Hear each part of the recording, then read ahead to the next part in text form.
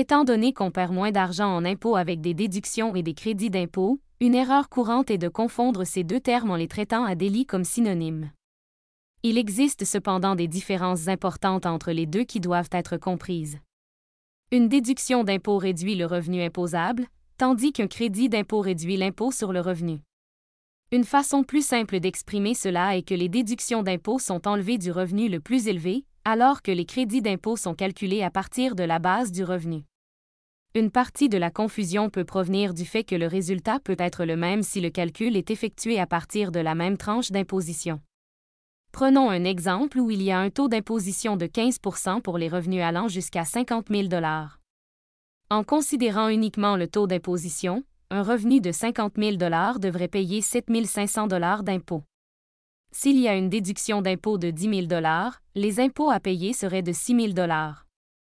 S'il y a un crédit d'impôt de 10 000 $ au lieu de la déduction d'impôt, les impôts à payer seraient aussi 6 000 $. Mais ce résultat n'est pas le même si l'on a plusieurs tranches d'imposition.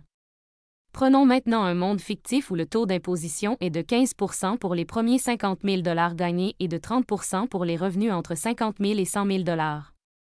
En considérant uniquement le taux d'imposition, un revenu de 100 000 $ devrait payer 22 500 $ d'impôts. S'il y a une déduction d'impôt de 10 000 $ sur le 100 000 $ de revenus, les impôts à payer seraient de 19 500 $. Mais s'il y a un crédit d'impôt de 10 000 $ au lieu de la déduction d'impôt sur le 100 000 $ de revenus, les impôts à payer seraient 21 000 $. Au Canada, un exemple d'une déduction d'impôt sont les contributions au CELIAP, tandis qu'un exemple d'un crédit d'impôt est le montant personnel de base.